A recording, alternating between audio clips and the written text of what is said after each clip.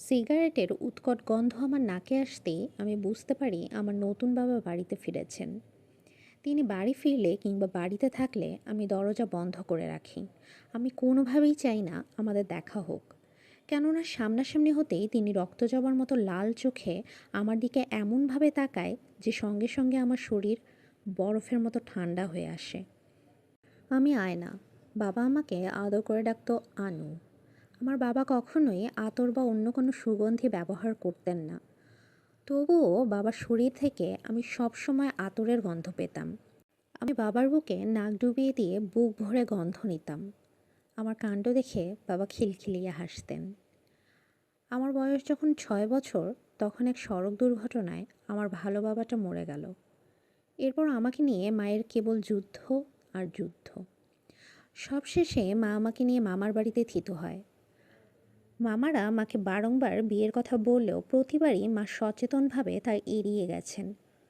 অথচ আমার নতুন বাবা যখন বিয়ের প্রস্তাব নিয়ে আসলেন, তখন মা সানন্দে রাজি হয়ে গেল। কিন্তু এবার আমার মামারা বেঁকে বসলেন। তবে মা মামাদের সকল আপত্তি অগ্রাহ্য করে জলিল পাটোয়ারি তথা আমার নতুন বাবাকে বিয়ে করলেন। আমার নানা বাড়ির 3টা বাড়ির পরে আমার নতুন বাবার বাড়ি। তিনি ব্যবসায়ী এবং গ্রামের মধ্যে অন্যতম ধনী ব্যক্তি হিসেবে স্বীকৃত। খুব অল্প দিনের মধ্যে মা নতুন সংসারকে আপন করে নিলেও আমার কাছে গত 1.5 বছরে তাকে একটিবারের জন্য বাবা বলে মনে হয়নি। মেয়ের বিয়ের পর আমি মামার বাড়িতেই থেকে যেতে চেয়েছিলাম, কিন্তু মার জন্য পারিনি। এটা ঠিক যে নতুন বাবা আমার পড়ালেখার জন্য হাত খুলে খরচ করেন। আমার প্রয়োজনের বাইরেও তিনি আমার কাপড় চোপড়ের ব্যবস্থা করেন, যা মামার বাড়িতে চিন্তাও করা যেত না। আমার নতুন বাবা আগেও 2টি বিয়ে করেছিলেন। প্রথম বউ 1.5 বছর থাকলেও পরের বউ 15 দিন পরেই নাকি উধাও হয়ে গিয়েছিল। আমি যখন বাজারের মধ্য দিয়ে কলেজে যাই, তখন প্রায়শই আমাকে শুনিয়ে শুনিয়ে অনেকেই বলেন, ওই যে মেয়েটা যাচ্ছে না, ওর মা জলিল পাটোয়ারিকে সাঙ্গা করেছে। এরকম কথা শুনলে আমার গা ঘিন ঘিন করে। আমি ফিরতি পথে বাড়ি চলে আসি। তারপর দরজা বন্ধ করে কাঁদি। মা মাথায় হাত বুলিয়ে দিতে দিতে বলে, লোকে যাই বলুক না কেন, তোর বাবা কিন্তু একজন ভালো মানুষ। তুই ওনার সাথে একদিন কথা বলে দেখিস, তোর কাছে ওনাকে ভালো মানুষই বলে মনে হবে। আমি মাকে বলি, কত মানুষই তো প্রস্তাব নিয়ে এসেছিল মা, কিন্তু তুমি তাদের ফিরিয়ে দিয়ে এমন একজনকে বিয়ে করলে যে আগেও 2টা বিয়ে করেছিল। আমি বুঝতে পারি আমার এই কথাটা মাকে অনেকটাই আঘাত করবে, কিন্তু মা আমাকে অবাক করে দিয়ে হাসি হাসি মুখ করে বলে, আগের অনেকেই আমার শরীর গায়ের রং দেখে বিয়ে করতে চেয়েছে, কিন্তু একমাত্র ইনি আমার জীবনে প্রয়োজন হয়ে এসেছেন। তোর মামারা এখন অনেক বড় বড় কথা বলে, কিন্তু 9টা বছর তোকে নিয়ে আমাকে একজন আশ্রিতার মতোই তাদের বাড়িতে থাকতে হয়েছে।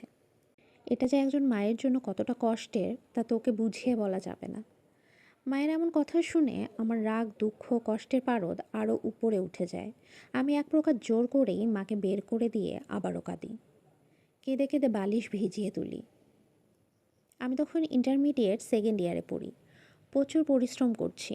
উদ্দেশ্য একটাই, রেজাল্ট ভালো করে একটা পাবলিক বিশ্ববিদ্যালয়ে চান্স করে নেওয়া। এতে করে অন্তত নতুন বাবার বাড়ি থেকে দূরে চলে যাওয়া যাবে। কলেজে যাওয়া আসার পথে অনেকে আমাকে বিরক্ত করে, কুরুচিপূর্ণ বাক্য বলে, ইশারা ইঙ্গিতে অনেক কিছু বোঝাতে চায়। আমি পাত্তা দিই না। কিন্তু মাস 3 হলো চেয়ারম্যানের ছেলে আকবর আমার পিছনে জোকের মতো লেগে আছে। একটা সময় পর বিষয়টা এতটাই বেড়ে গেল যে আমার লেখাপড়া মারাত্মকভাবে ব্যাহত হয়ে পড়ল। তবুও আমি মার সাথে বিষয়টি শেয়ার করি নাই। নিজেই চেষ্টা করেছি কিভাবে নিজেকে বিপদ থেকে মুক্ত রাখা যায়। একদিন ঝুম বৃষ্টি, কিন্তু আমাকে কলেজে যেতেই হবে। বাজার পার হয়ে ব্রিজের উপর উঠতেই যমদূতের মতো আকবর আমার সামনে এসে দাঁড়ায়। আমাকে কোনো কথা বলার সুযোগ না দিয়ে একটানে ছাতা ফেলে দিয়ে আমার হাত চেপে ধরে। দৃষ্টিসীমার মধ্যে কোনো মানুষ নাই। আমি আকবরকে অনেক অনুনয় বিনয় করে আমাকে ছেড়ে দিতে বলি। উত্তরে আকবর আমাকে বলে, তোর মা যদি সাঙ্গা বসতে পারে তবে তুই কেন আমার সাথে? আমি আকবরের গায়ের জোরের সাথে পেরে উঠি না। আমাকে টানতে টানতে সে একটা ঝোপের দিকে নিয়ে যেতে থাকে। আমি কাঁদি, চিৎকার করে কাঁদি, কিন্তু সে কান্না কারো কানে পৌঁছায় না। আকবর আমাকে যখন প্রায় ঝোপের কাছে নিয়ে উপস্থিত হয়, ঠিক তখন আমি আমার পিছনে আরও একজন মানুষের উপস্থিতি টের পাই। এর মধ্যে আকবর আমার হাত ছেড়ে দিয়েছে। আমি আকবরের মুখের দিকে তাকিয়ে ভয় দেখি, আতঙ্ক দেখি। এবার আমার পেছনের লোকটি আমাকে অতিক্রম করে আকবরকে জাপটে ধরে লাগাতার কিল ঘুষি দিতে থাকে। আমি তখনও সেই আগন্তুককে চিনে উঠতে পারি না। একটা সময় পর আকবর মাটিতে লুটিয়ে পড়ে। তারপর সেই আগন্তুক আমার দিকে ঘুরে দাঁড়ায়। আমি বিস্ময় ভরা চোখে দেখি নতুন বাবা হাত বাড়িয়ে দিয়ে বুক টান টান করে আমার দিকে তাকিয়ে আছেন। এরই মধ্যে বৃষ্টি থেমে গিয়ে চারদিকে সোনালি আলো ফুটে উঠেছে। আমি আর নতুন বাবা রিকশায় উঠে বসেছি। রিকশা বাড়ির দিকে চলছে।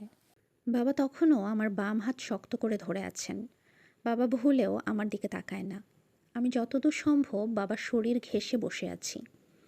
এবার আমি সেই একই আতরের গন্ধ পাই, যা আমি আমার বাবার শরীর থেকে পেতাম। অতপর আমি আমার মাথাটা আলগোছে বাবার কাঁধের উপর রাখি।